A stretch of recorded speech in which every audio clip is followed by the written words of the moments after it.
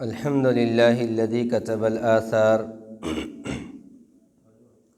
الحمد لله الذي لم يتخذ صاحبة ولا ولدا ولم يكن له شريك في الملك ولم يكن له ولي من الذل وكبره تكبيرا.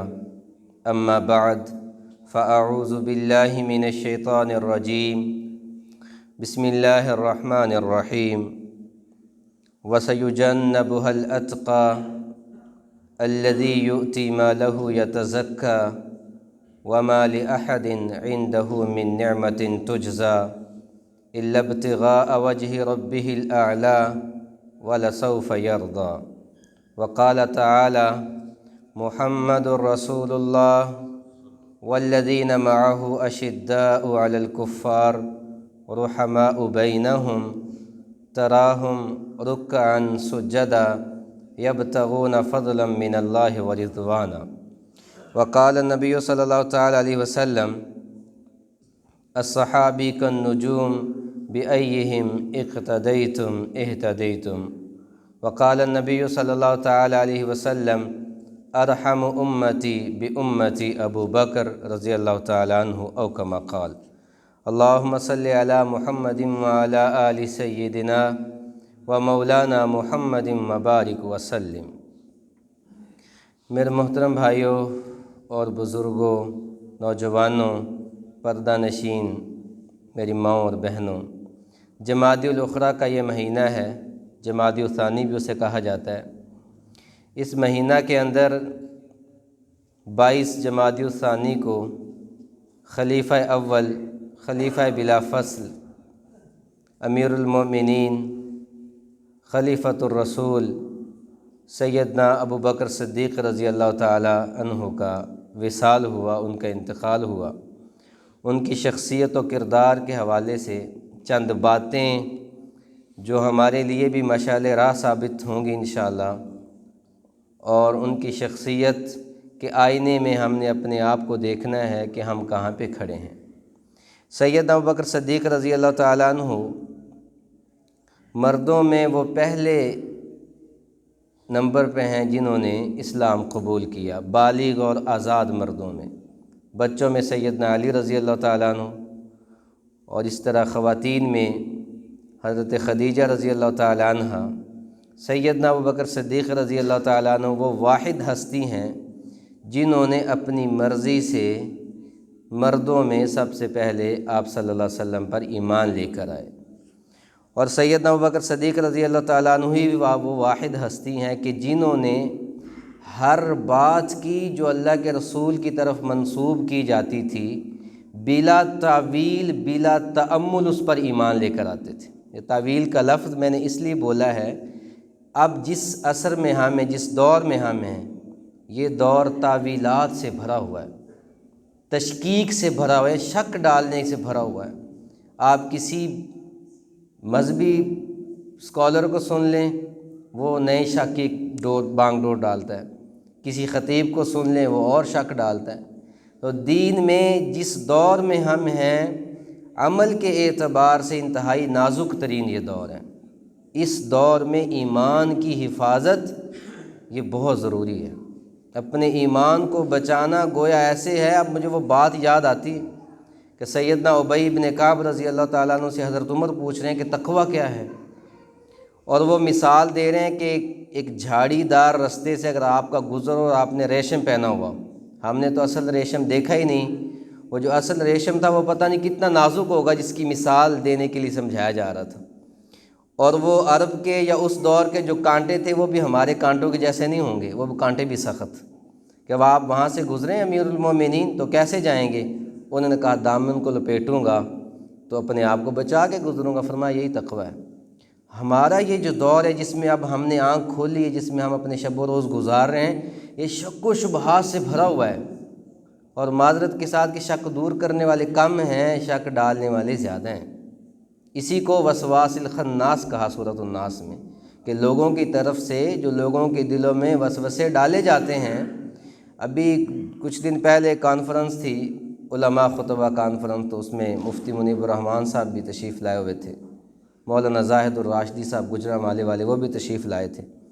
تو حضرت سے مجھے کوئی خصوصی ٹائم ملا بیٹھنے کا، تو زاہد الراشدی صاحب نے یہ فرمایا کہ بیٹا اس وقت اگر آپ بالعموم دیکھیں تو مساجد میں جتنے بھی ذمہ داران ہیں، خطیب ہے یا ائمہ ہے، وہ نوجوان ہیں، اور ان کا اور پبلک کا گیپ بہت زیادہ ہے۔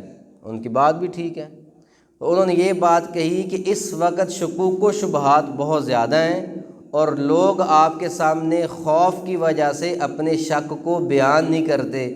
اگر وہ اپنا شک آپ کے سامنے کھول دیں تو آپ نے 2 لمحوں کے بعد ان کے اوپر ایک فتویٰ چسپاں کر دینا ہے جس سے ان کی جان بھی جا سکتی ہے۔ انتہائی اہم بات تھی، میری بڑی دل کو لگی۔ انہوں نے کہا یہ اسی لیے فرمایا کہ نوجوان دیکھتے نہیں، فوراً فتویٰ لگا دیا، تو یہ شکوک کا دور ہے انہوں نے فرمایا۔ اور ساتھ یہ فرمایا کہ پبلک اور جو ممبر و محراب کے درمیان اس گیپ کو ختم کرنے کی کوشش کریں۔ تو یہ شکوک کا دور ہے، ہم نے اپنے آپ کو بچانا ہے۔ تو سیدنا ابوبکر صدیق رضی اللہ تعالیٰ عنہ وہ واحد ہستی ہیں کہ جنہوں نے بلا تأمل کے تصدیق کر دی۔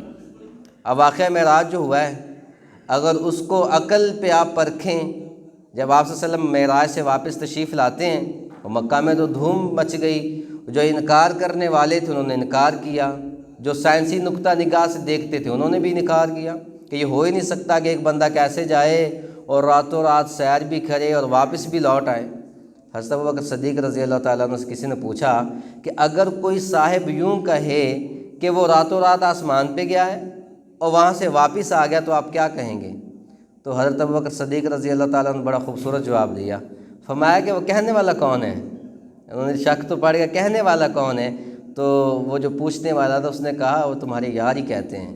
تو آپ نے فرمایا اگر وہ کہتے تو پھر سچ ہے، یعنی بالکل یہ نہیں کہا کہ میں اللہ کے رسول سے پوچھوں گا پھر میں تصدیق کروں گا پھر جواب، اس کو کہتے ہیں کامل ایمان، کہ یہ نہیں کہا بقا اللہ کے رسول نے فرمایا تو پھر سچ ہے۔ سیدنا ابوبکر صدیق رضی اللہ تعالیٰ عنہ سب سے پہلے ایمان لانے والوں میں سے تھے، اور آپ صلی اللہ علیہ وسلم نے ان کو عتیق کا لقب عطا کیا۔ نام تو عبداللہ تھا، ابو بکر کنیت تھی، اور عتیق ان کو اللہ کے رسول صلی اللہ علیہ وسلم نے لقب عطا فرمایا تھا، یعنی عتق من النار، کہ ابو بکر وہ ہیں جو آگ سے بری ہیں۔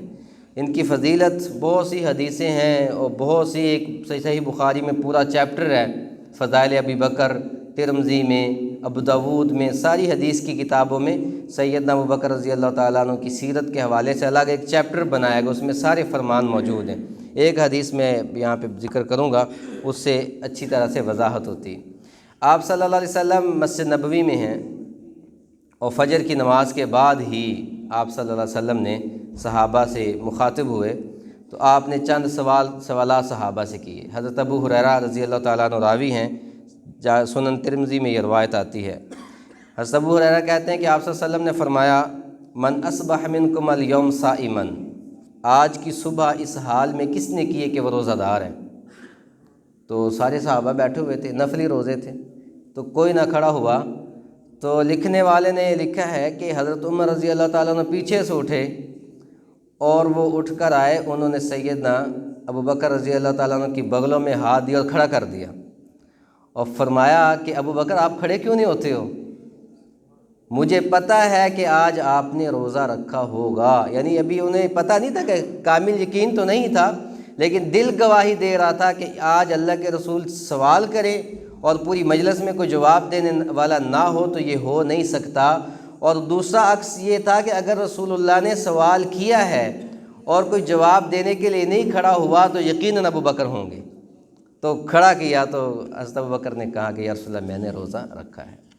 آپ نے دوسرا سوال کیا من افطر منکم من تبع من اطعم منکم اليوم مسکینا، کہ آج کے دن کسی مسکین کو کھانا کس نے کھلایا ہے؟ اب آپ تصور کریں کہ صبح تہجد کے وقت سے مسجد بندہ آئے تو مسکین ویسے آتا ہی نہیں اس وقت تو مانگنے کے لیے، تو حضرت ابو بکر رضی اللہ تعالیٰ عنہ، سارے صحابہ خاموش ہیں، تو حضرت ابو بکر رضی اللہ تعالیٰ عنہ اٹھ کے کھڑے ہو کہا یا رسول اللہ میں نے کھلایا ہے، یعنی صبح کی نماز کے فوراً بعد کسی نے سوال کیا کہ ابو بکر آپ نے کیسے کھلا دیا؟ تو یہ ایک بڑی سننے والی بات ہے۔ میں نے پہلے بات کی کہ ہم نے اپنے آپ کو دیکھنا ہے، ہم کہاں پہ کھڑے شخصیت ابو بکر کے آئینے میں۔ انہوں نے کہا کہ آج صبح جب میں تہجد کے لیے اٹھا تو یہ واحد خاندان تھا صحابہ میں، حضرت ابوبکر کے والد بھی صحابی، والدہ بھی صحابی، خود بھی صحابی، بیٹے بھی صحابی، پوتے بھی صحابی۔ یہ 5 نسلیں ان کی وہ ہیں جنہوں نے رسول اللہ صلی اللہ علیہ وسلم کی صحابیت کا شرف پایا ہے۔ تو انہوں نے کہا کہ جب میں تہجد کے لیے اٹھا تو میرے پوتے پہ میری نگاہ پڑی، تو جب میں نے وضو کیا تو وہ بچہ بھی جاگ گیا۔ اب میں تہجد پڑھ رہا ہوں، میں نے سحری بھی کرنی تھی، میں تہجد پڑھ رہا تھا تو میں نے دیکھا کہ میرے ساتھ بچہ آ کے کھڑا ہو گیا، وہ بھی میرے ساتھ جیسے میں پڑھ رہا تھا نماز، وہ بھی نماز پڑھنے لگا۔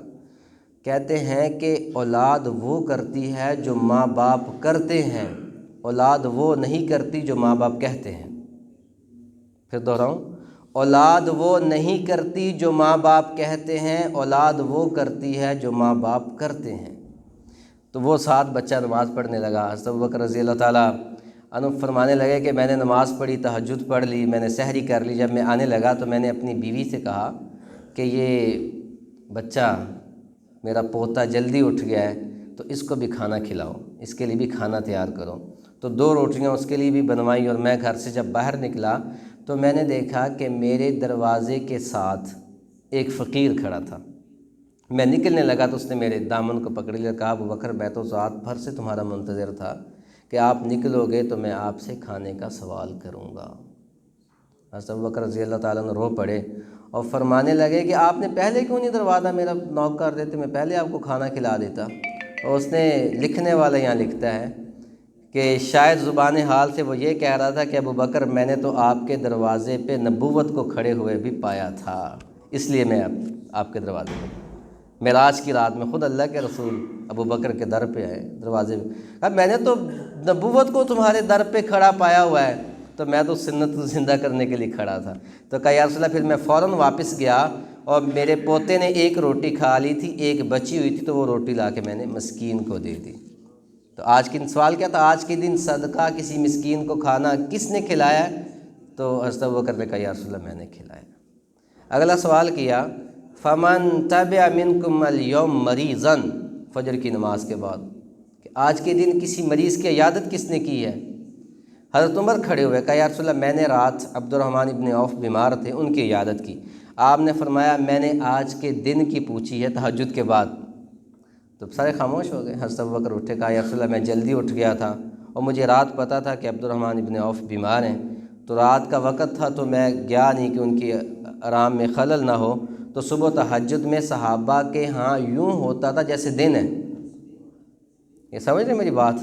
ہمارے یہاں کہتے جی 10 بجے سے پہلے کوئی ملاقات کے لیے نہ آئے جی ہم اٹھتے نہیں جی۔ صحابہ کا دن تہجد سے شروع ہوتا تھا، 9 بجے سے نہیں ہوتا تھا۔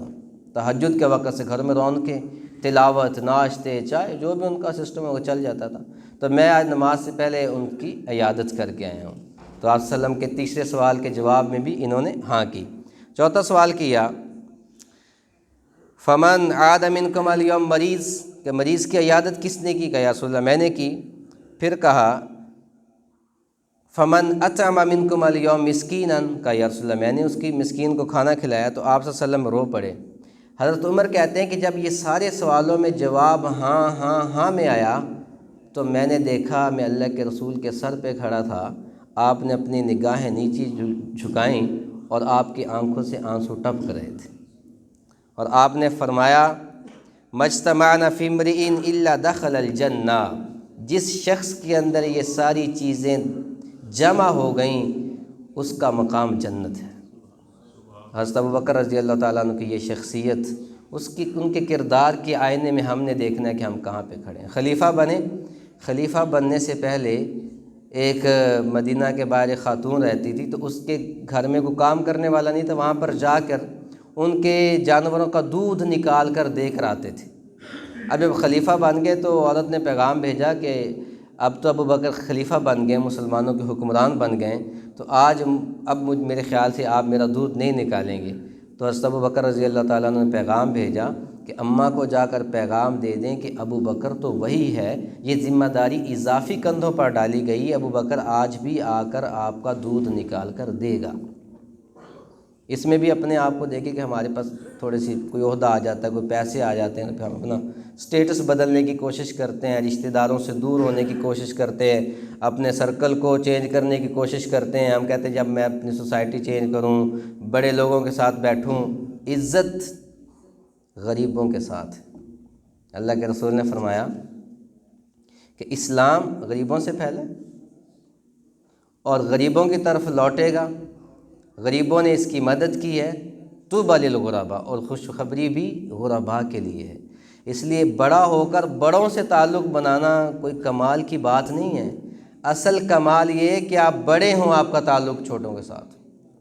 آپ بہت امیر ہیں، آپ کو اپنے محلے میں بھی پتہ ہونا چاہیے یہاں پہ چھوٹے بھی رہتے ہیں، کوئی غریب بھی رہتے ہیں۔ حضرت ابوبکر رضی اللہ تعالیٰ عنہ کی شخصیت بے پناہ محبت تھی اللہ کے رسول صلی اللہ علیہ وسلم کے ساتھ، بے پناہ محبت تھی۔ اب وقت ہو گیا، آخری بات ختم کرتا ہوں کہ سب کچھ قربان کر دیتے تھے۔ اللہ کی ذات سے اللہ کے رسول صلی اللہ علیہ وسلم کی اتنی محبت تھی کہ صحابہ میں مشہور تھا، بڑے بڑے صحابہ سارے عاشق رسول تھے، لیکن اللہ کے ساتھ اور اللہ کے نبی صلی اللہ علیہ وسلم کے ساتھ جو ابوبکر کی محبت تھی، اس کو وہ ہر صحابی کی زبان پہ تھا۔ ایک دفعہ آپ مدینے میں کسی کام سے جا رہے ہیں تو جاتے جاتے دیکھا کہ یہودیوں کا ایک بڑا عالم آیا تھا، وہاں پہ ان کی مجلس لگی ہوئی تھی۔ وہ عالم جو تھا وہ مسلمانوں سے باغی کر رہا تھا یہودیوں کو، کہ جو دیکھیں یہ کہتے ہیں جی ہم اللہ کے ہیں، ہم اللہ کو مانتے ہیں، ہم اللہ پہ اعتقاد رکھتے ہیں، لیکن بات یہ ہے کہ یہ تو پیسے کے لیے تنگ ہیں۔ ان کے نبی مسجد میں بیٹھ کے چندہ مانگتے ہیں۔ چندہ مانگنا مسجد کے لیے یا دین کے کاموں کے لیے رسول اللہ کی سنت ہے، اور چندہ دینا ابوبکر کی سنت ہے۔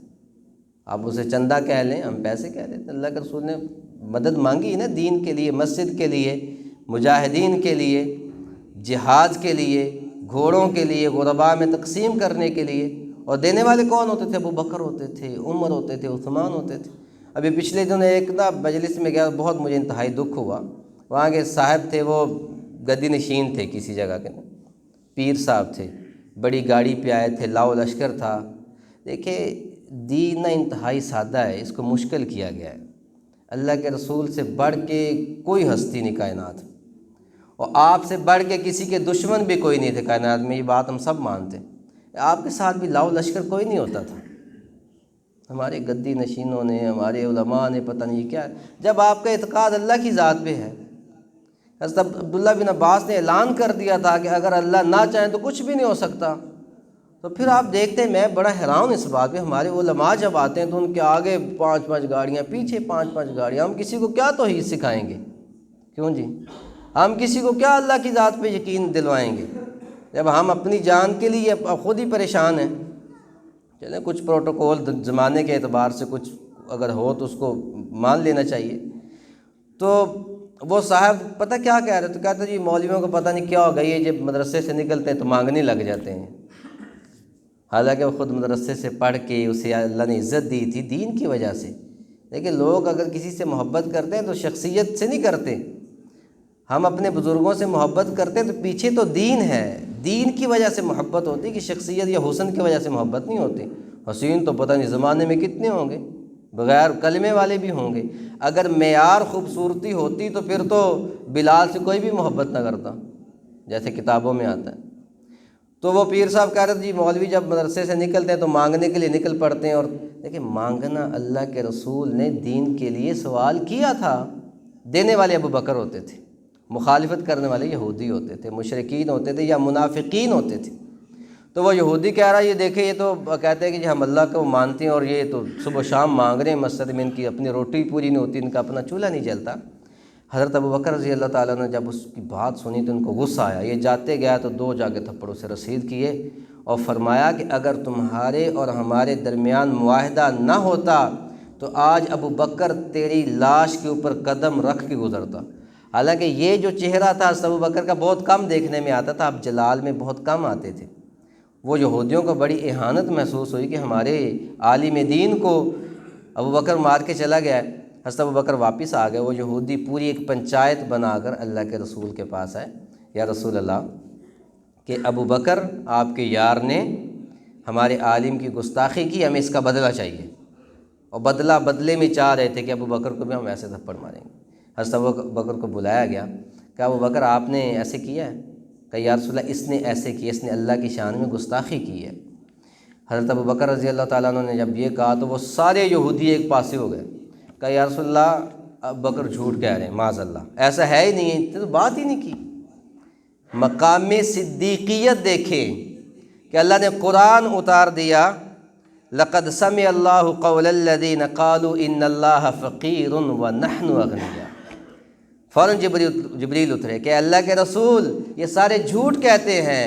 اللہ تعالیٰ نے بات سنی، خود اللہ گواہ بن رہا ہے کہ اس نے یہ بات کہی تھی کہ مسلمانوں کا اللہ تو غریب ہے اور ہم امیر ہیں۔ تو یہ مقام تھا ان کا، حضرت ابوبکر صدیق رضی اللہ تعالیٰ عنہ۔ آج کوئی اگر مورخ لکھے کہ ابوبکر صدیق نے بنت رسول کے ساتھ زیادتی کی تھی تو پھر بتائیں، ہم مان جائیں گے؟ لہذا شکوک میں نہیں جانا۔ جیسے مقام صدیقیت کسی کی تصدیق کی محتاج نہیں، قرآن نے تصدیق کر دی۔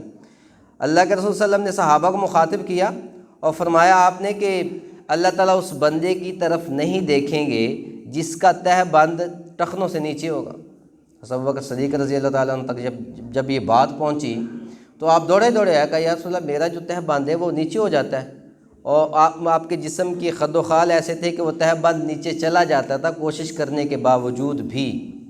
تو آپ نے کیا فرمایا؟ آپ نے فرمایا ابوبکر تم اس سے بری ہو۔ ابوبکر کی صداقت پہ قرآن اترا اور نیت پہ خود رسول اللہ صلی اللہ علیہ وسلم نے تصدیق کی ہے۔ یہ مقام صدیقیت تھا۔ پھر بھائیو، ہم نے اپنے آپ کو ان کی شخصیت کے آئینے میں دیکھنا ہے کہ ہم کہاں پہ کھڑے ہیں، ہمارا عمل کہاں پہ کھڑا ہے، ہمارا کردار کہاں پہ کھڑا ہے، ہمارے شکوک و شبہات کتنے ہیں، ہم تصدیق کتنی کرنے والے ہیں۔ تو ہم تعویلیں نہ ڈھونڈے دین میں، ہم مقام صدیقیت جو تھا انہوں نے جو سنا بس کر دیا، یہ مقام صدیقیت ہے۔ اللہ تعالیٰ ہم سب کو عمل کی توفیق عطا فرمائے، سنتیں ادا کر لیں۔